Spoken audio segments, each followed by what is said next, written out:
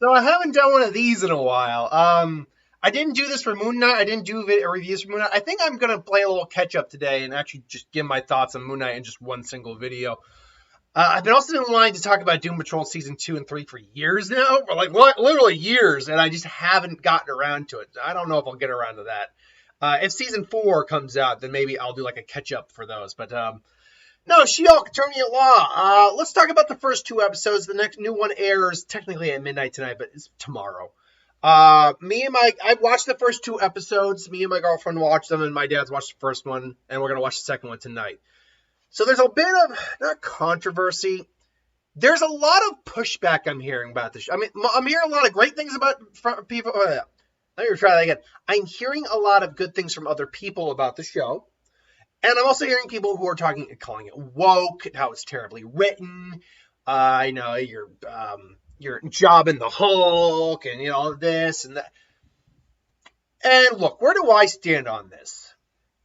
So when I heard the reviews, like the first 4 episodes, people saw, oh, they're awesome. And I sat down and I watched the first 2 episodes. First episode and the second episode.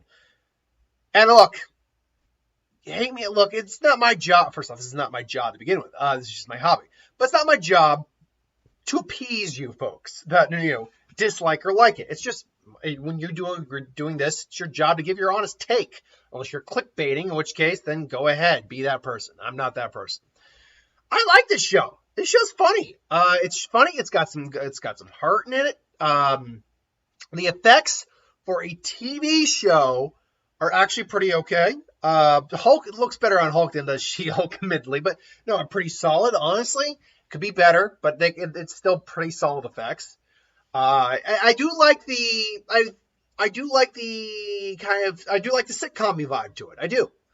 The procedural Alec McBeal style and a little bit of the fourth wall breaking that goes into it. But breaking down some of the things that I like, some of the things I don't like, and then talking about people's take on it, some people's hot takes on it.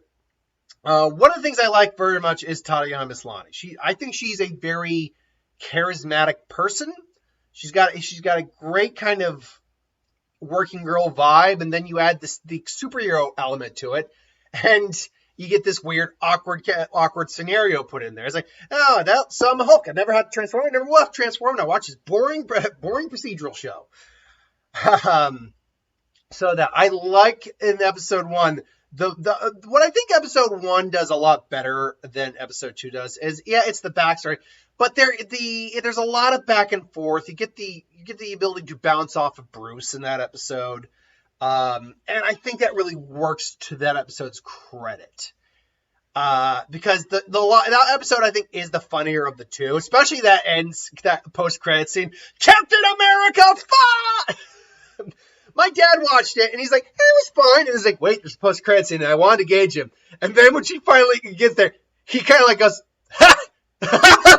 Like, it's one of those delayed laugh where he processes it, and he just starts laughing. He's like, okay, that was kind of worth it. Like, yeah?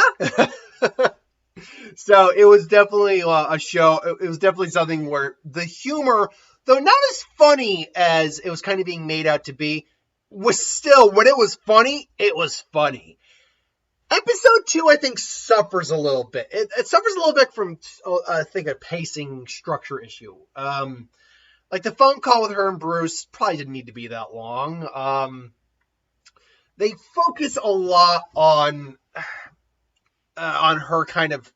Now, I get it that she needed to be unemployed for a little bit, and they had to address that. But I think they focused a little too much on that, because they go from her getting fired in the bar to then her just, binging ice cream and wine and trying to look for more work, to her having the dinner with her family, to her at the bar and being recruited. You probably, no joke, even though I love the Wolverine Easter egg, great Easter egg, I love that. You probably could have skipped that one scene, gone to the family dinner, still had the whole her looking for a job, not working out, and then gone to the higher thing. You could have cut out that entire scene, saved 1.5 minutes to 2 minutes, and add a little bit more of like the Tim Roth Abomination stuff, what was going on there. I just feel like episode 2 could have been structured a little better, but there's still good stuff in there. I like the family dynamic. Trust me, that family dynamic, oh man, if I were sitting at the table, I might have very much left. That kind of family dynamic probably would have triggered me a little bit. Like, oh god, you know what? I'm just gonna go out and get some air for a little bit, that kind of thing. The her going into the law firms, like, in the best room for bathroom for pooping. Thank you. It was great seeing Tim Roth. Love the Tim Roth stuff, absolutely. And I like the fact that whether or not he is actually still evil is up for debate. But honestly, his explanation, there is logic in that explanation. Now, as someone who very much remembers the Incredible Hulk movie and how it came off, whether or not he was a pawn of the government completely is up for debate. If he was not completely conscious of his action or aware of his actions is up for debate. To be fair, he willingly partook in the super soldier serum. Probably the argument you could use in a court of law, though, for that is because the understanding of the super soldier serum wasn't fully known, because it wasn't the original super soldier serum, or the SS serum, if we'll call it. It wasn't the original SS serum, because they didn't know what the side effects were going to be with blood, because they didn't see any side effects with Captain America. So I get the impression, because we know the serum amplifies everything, not just your physical stuff, but your emotional, your mental stuff as well. But I get the impression Erskine, because nothing was left of that formula, that was for a while, that wasn't brought up in the court of law. And because of that, and now the army maybe being sued, or, as their defense could be like, well, that information was not made aware of us until much later, past the Blonsky incident. I'm lawyering right now. I'm not a lawyer. I don't have a law degree. The only thing I know from law is what I see on TV. But I've seen enough on TV to at least have a basic understanding of how you can use it as defense and legal practice and all that. So, yeah, I mean, when you actually see Tim Roth explain his side of the story, you do see genuine betrayal and hurt in his voice and his face. Well, you see it in his voice, but you hear it in his voice and you see it on his face. Like, I thought it was going to be the next Captain Bloody America. It's just, I loved it. I can't wait to see more, because we know there's more of it. We see that shot in the trailer of him turning into the Abomination, so we know there is more of him in the series. There has to be. He's doing a trial on him. She's doing the trial on him. So, I mean, there's that. I like the training montage of the Hulk and stuff like that. With the Hulk in episode 1. I think that was a lot of fun. The post-credit scene in episode 2 was okay. It was the first one. Top 2. Chef's kiss post-credit scene. Second one, not so much. It was fine, just not amazing. Just trying to think if there's anything else I want to touch on before I touch on. I like okay, Jobber Hulk thing. I like the fact, I don't care, if you are calling this show, if you're calling Hulk a jobber in this, if you're saying he's weak, you're not watching the episode. Bruce was never going all out in that fight. And even the beginning of that fight, he's doing the, keeping her base, yeah, just stop it. And she, because she's a Hulk, she can obviously dish out a decent amount of punishment.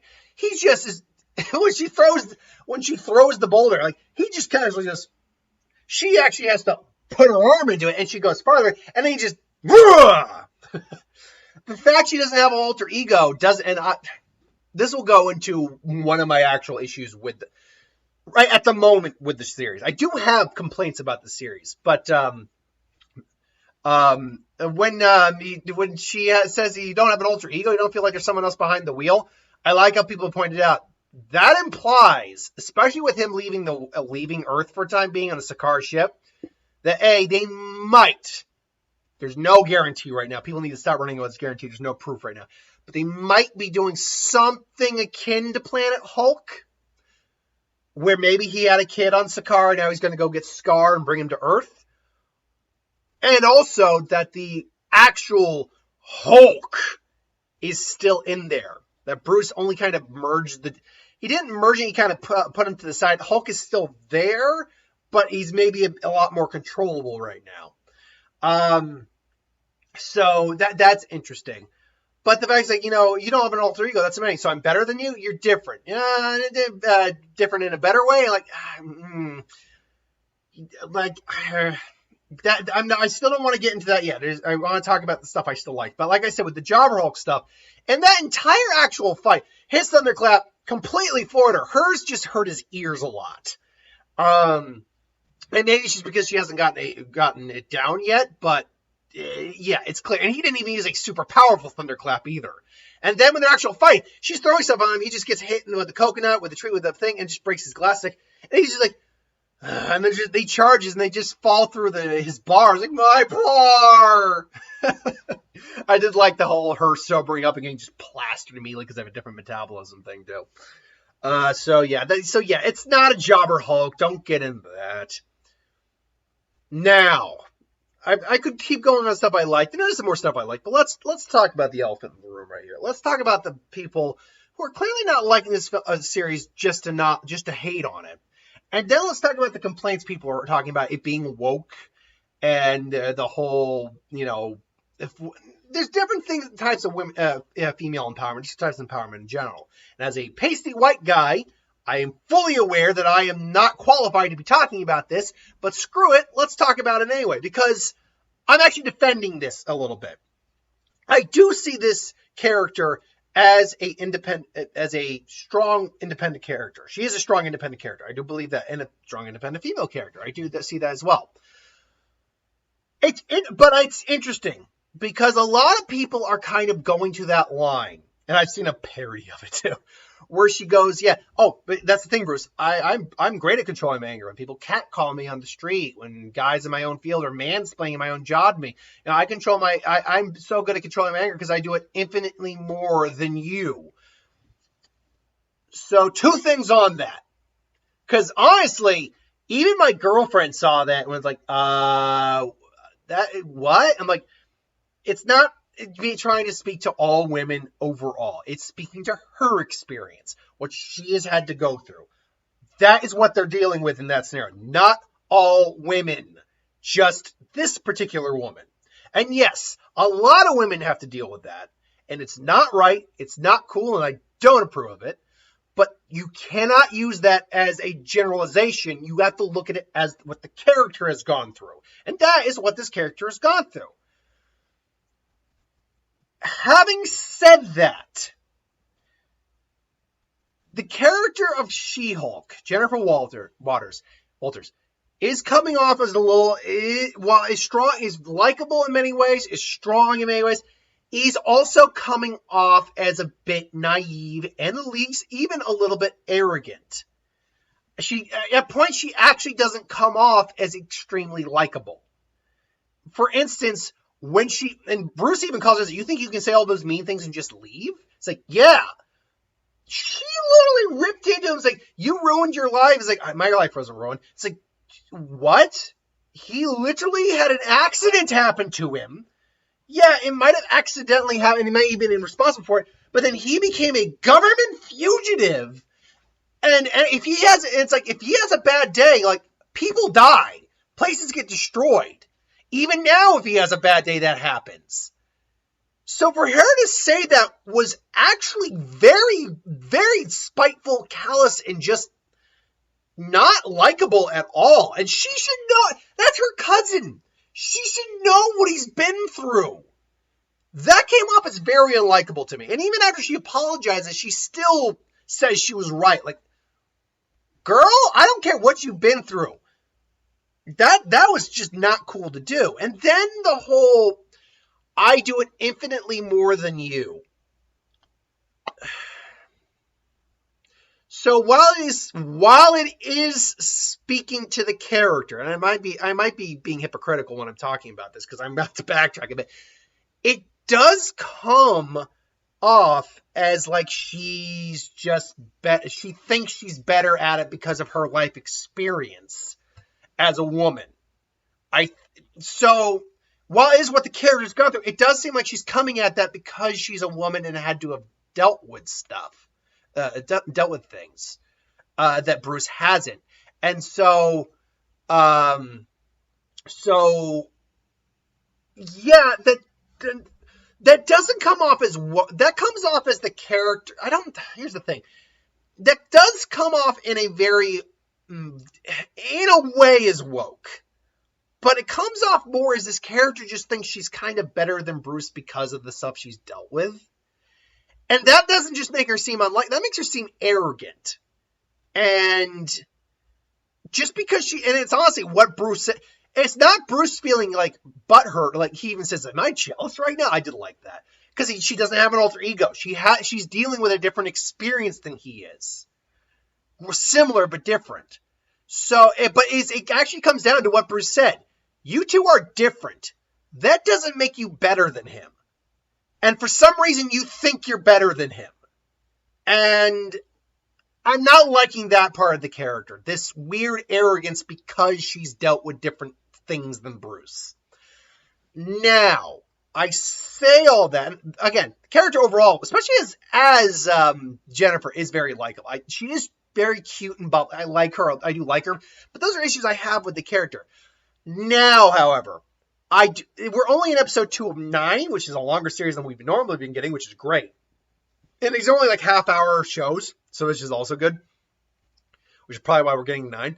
But there's the catch side of this argument is this is clearly part of the arc of the character, is the fact that she doesn't understand this. This is new to her.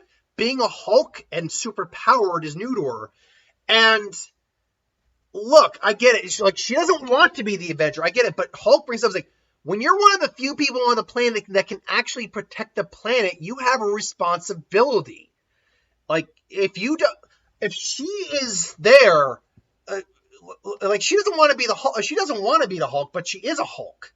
And if she does, in fact, if she walks by a burning building and people can't save her, was she supposed to just not be the Hulk? Let people die just because she doesn't want to be that person? And there's like, then every time it's like, you're not a hero. It's like, look, you have this ability.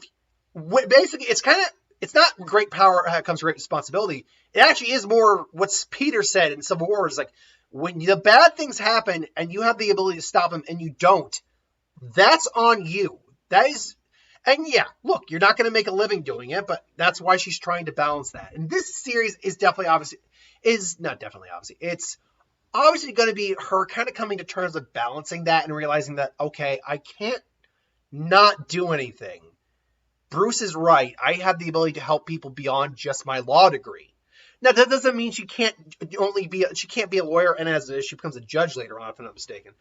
But still, the growth of the character is going to be interesting to see.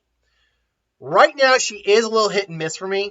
When she hits, she's funny. She makes good points. And let me be very clear. When she talks about what she's had to deal with, it's very important that we understand that a lot of women have to deal with that. And it's not cool. It's not great.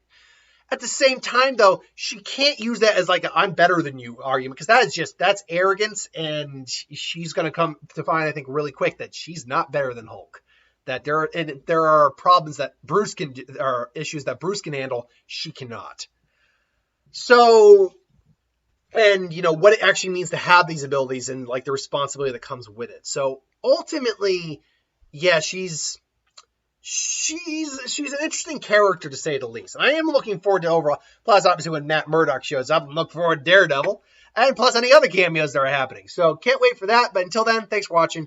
Hope you enjoyed. What do you think of the first 2 episodes of She-Hulk right now? Let me know in the comments below. I will be making a new playlist for these episodes, because I'll probably be doing a weekly breakdown review of them every week now. I'm going to play catch up with Moon Knight real quick, and then pre-record my Zompocto video for tomorrow. I had another video lined up for today. I don't know if I'm going to be able to do it in time, but we'll find out. Because that one's actually going to take a little bit of prep, and hopefully not getting flagged for noise. Until then, thanks for watching. Hope you enjoyed. Like, comment, share, subscribe, and I'll see you folks next time.